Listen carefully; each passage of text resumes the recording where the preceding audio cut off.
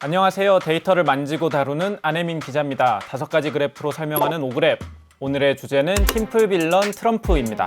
80억 지구인들의 팀플 기후위기 대응을 이끌던 미국의 수장이 바뀌었습니다. 대다수 국가들 모두 기후위기 대응이 어려운 건 모두 다 알고 있습니다. 하지만 그럼에도 불구하고 가야 할 방향이라는 것 역시 알고 있죠. EU를 비롯해 많은 국가들이 노력하고 있는데 트럼프는 아닌 것 같습니다. 다시금 미국의 키를 쥔 트럼프는 기후위기 대응 흐름에 역행하겠다고 다시 또 선언했습니다. 그렇다면 이 조별과제 우리는 잘 할 수 있을까요? 트럼프 2기 행정부가 들어선 지금 글로벌 기후 정책이 어떻게 흘러갈지 5가지 그래프를 가지고 한번 풀어보도록 하겠습니다.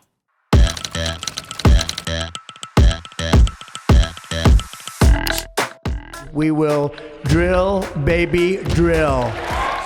America will be a manufacturing nation once again, and we have something that no other manufacturing nation will ever have, the largest amount of oil and gas of any country on earth, and we are going to use it.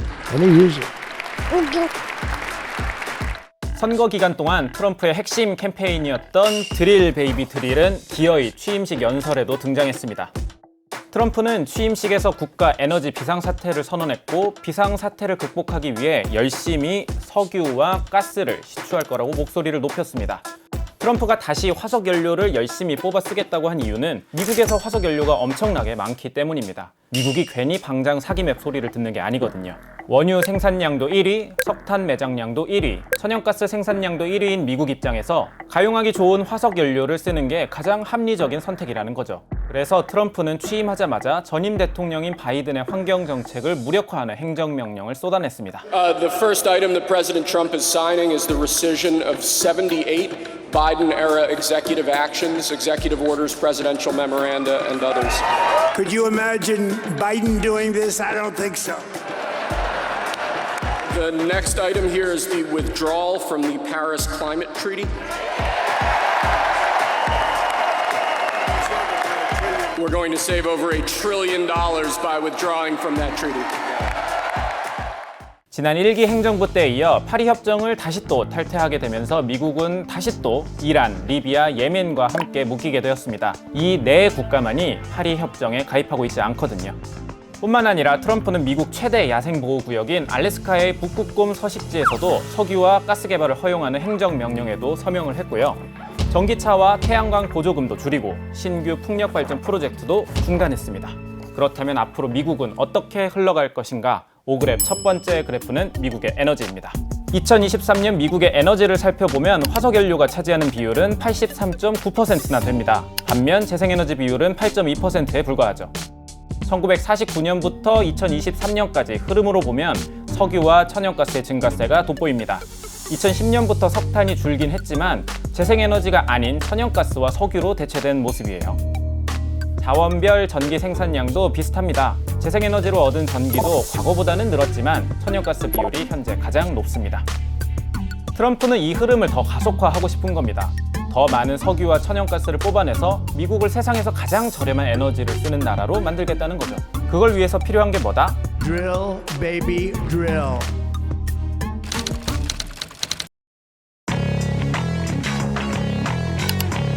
반면 유럽은 미국과는 정반대의 노선으로 어쩌면 우리가 정상적이라고 얘기하는 방향으로 묵묵하게 걸어가고 있습니다.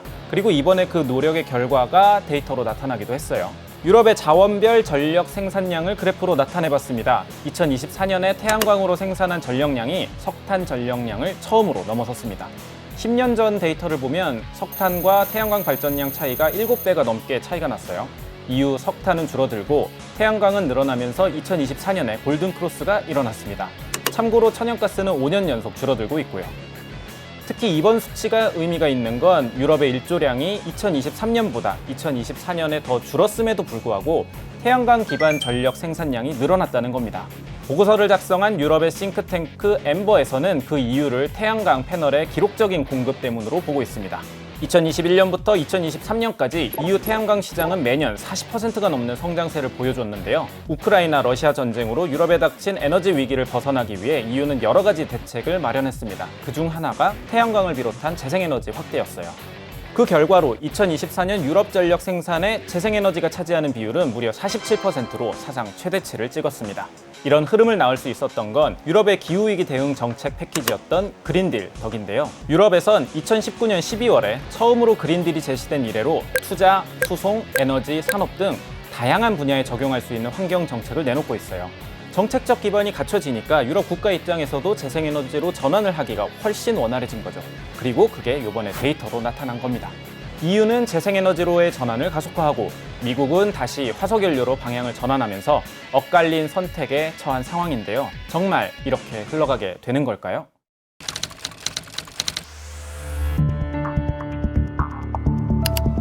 일단 미국의 상황부터 따져보겠습니다. 트럼프가 드릴 베이비 드릴을 외치면서 화석연료 생산을 늘리겠다고 호언장담하고 있지만 전문가들의 의견은 조금 다른 듯합니다. 일단 과연 모든 구성원들이 트럼프가 말하는 방향대로 따를 것이냐는 건데요. 미국은 연방국가 아니겠습니까? 그런데 연방을 이루는 주가 난 안 하겠다 선언하면 어떻게 될까요? 사실 이미 1기 때에도 비슷한 모습이 연출되기도 했습니다. 5그래프 세 번째 그래프는 미국 기후 동맹입니다.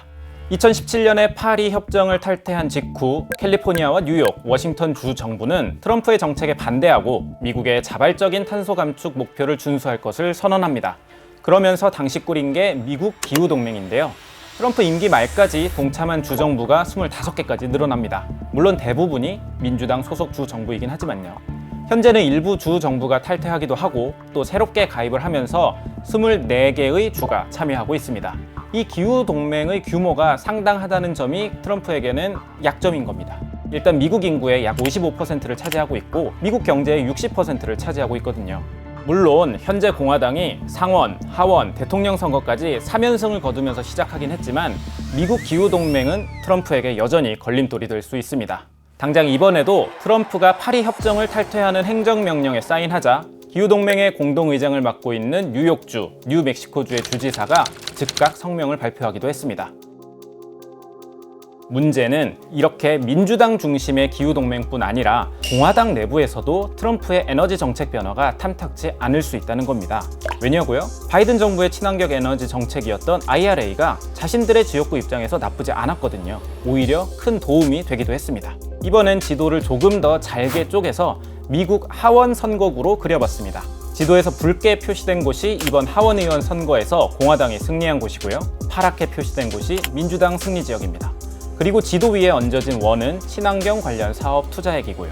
지도를 보면 바로 아실 수 있을 겁니다. 공화당 지역구에서 투자받은 친환경 관련 사업 규모가 민주당의 투자액보다 훨씬 더 크다는 사실을요. 비율로 계산을 해보면 전체의 73%가 공화당 선거구에서 투자되었습니다.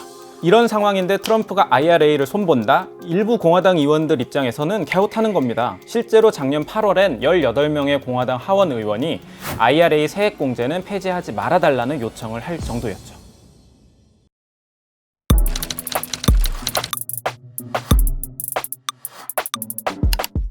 유럽도 고민이 없는 게 아닙니다. 일단 트럼프 2기 행정부가 등장하고 나서 기후위기 대응에 역행하는 정책들을 막 쏟아내자 EU 내 극우 정당의 목소리도 덩달아 높아지고 있습니다. 지난 2월 9일엔 유럽 의회에서 제3당을 차지하고 있는 유럽을 위한 애국자들 PFE가 스페인에 모여서 회합을 벌이기도 했습니다. PFE에는 헝가리의 극우 정당 피데스를 비롯해서 프랑스의 국민연합, 오스트리아의 자유당, 체코의 아노, 네덜란드의 자유당 등이 소속되어 있는데요. 이들은 이날 집회에서 EU의 그린딜을 앞다투어 비판했습니다. 프랑스 국민연합 르펜 대표는 우리 산업의 붕괴를 가져온 이 말도 안 되는 미친 녹색 협정을 멈추는 것이 최우선 과제라고 목소리를 높이기도 했고, 체코 아노의 당대표 역시 현재 EU가 유럽을 경제 붕괴로 이끌고 있다고 지적했습니다. 이들의 목소리가 더 커진 배경엔 선거가 있는데요. 지난해 6월에 치러진 유럽 의회 선거를 한마디로 표현하면 극우 세력의 약진이라고 할 수 있을 겁니다. 그래프를 통해 보겠습니다. 5그래프 네 번째 그래프는 유럽 의회 의석수입니다. 우선 이번 10대 유럽 의회에서 1당을 차지한 건 중도 우파 세력으로 볼 수 있는 유럽인민당 EPP입니다. 전체 720석 가운데 188석을 차지했죠. 주목해야 하는 건 EPP 오른쪽에 있는 교섭단체들인데요. 현재 유럽 의회에서 극우로 분류할 수 있는 단체는 ECR, PFE, ESN 이렇게 세 군데입니다. 앞서 말했듯 PFE가 84석으로 3당을 차지했고 이탈리아 극우정당이 포함된 ECR이 78석, 독일의 대표적 극우정당인 독일을 위한 대안이 속해 있는 ESN이 25석을 먹었습니다. 이렇게 3개만 합쳐도 187석으로 1당과 딱 한 석 차이밖에 안 납니다.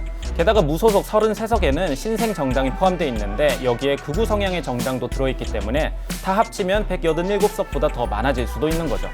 사실 유럽의회 입장에선 이미 지난 9대 의회에서도 극우파의 영향력을 체감한지라 고민이 커지고 있습니다. 그린딜의 핵심 법안 중 하나였던 자연보건법은 당시 유럽의회에서 찬성 336표, 반대 300표, 기권 13표로 가까스로 통과된 바 있습니다. 이번 10대 유럽의회에선 극우파가 성장한 만큼 녹색당은 의석수가 많이 줄어들었는데 이게 앞으로의 유럽 환경 정책에 영향을 줄 수밖에 없게 된 겁니다. 물론 EU의 기후정책 강화라는 방향이 뒤집힐 정도는 아니겠지만 이전같이 빠른 속도감은 내기 어려울 거라는 분석도 나오고 있는 이유죠. 일단은 EU 행정부의 수장인 폰데어 라이엔 집행위원장이 연임에 성공한 만큼 전문가들은 그린딜에 큰 변화는 없을 것으로 보고 있습니다. 폰데어 라이엔 역시 발표된 공약집을 통해서 일단 그린딜 이행에 초점을 맞추겠다고 밝히기도 했고요. 다만 극우 세력이 약진한 만큼 앞으로 발의될 기후환경 정책은 통과가 쉽지 않거나 통과가 되더라도 축소될 가능성이 커졌습니다.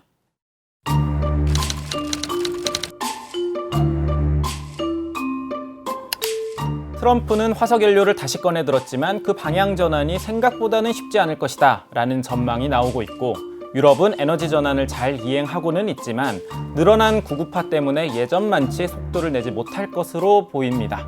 그렇다면 우리는 과연 기후 대응을 잘 해낼 수 있는 걸까요?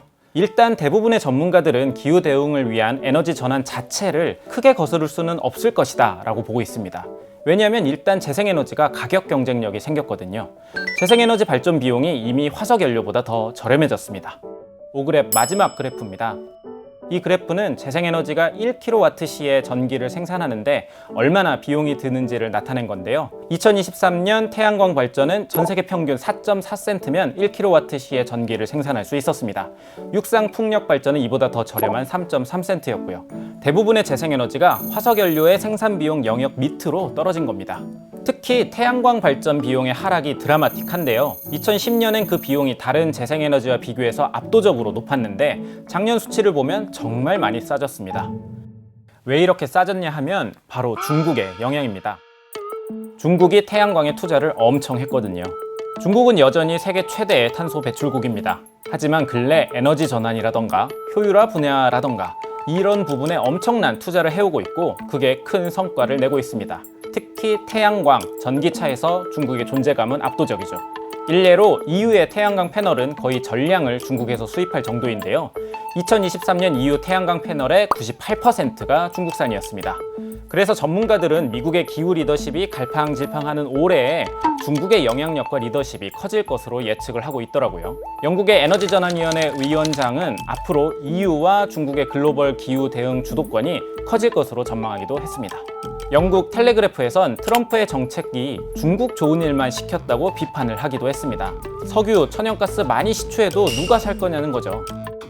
유럽은 에너지 전환 착착 진행 중이고 중국도 천연가스 의존도를 낮추려 노력하는데 과연 실효성이 있겠냐는 지적이 나옵니다. 트럼프가 재집권에 성공하면서 글로벌 기후위기 대응에 빨간불이 켜진 건 사실입니다. 특히나 2025년은 기후위기 팀플에서 매우 중요한 해인데요. 파리 협정 당사국들이 5년마다 온실가스 감출 계획을 제출해야 하는데 올해가 바로 그 해입니다. 지난 2월 10일이 목표 제출 마감일이었는데 아직 많은 국가들이 제출하지 않았어요. 심지어 우리나라도 제출국 명단에 포함되지 않았습니다.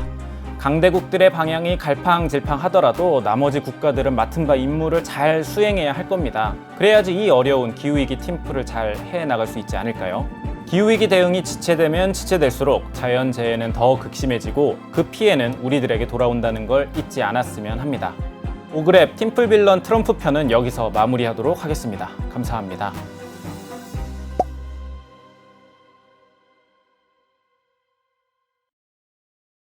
you.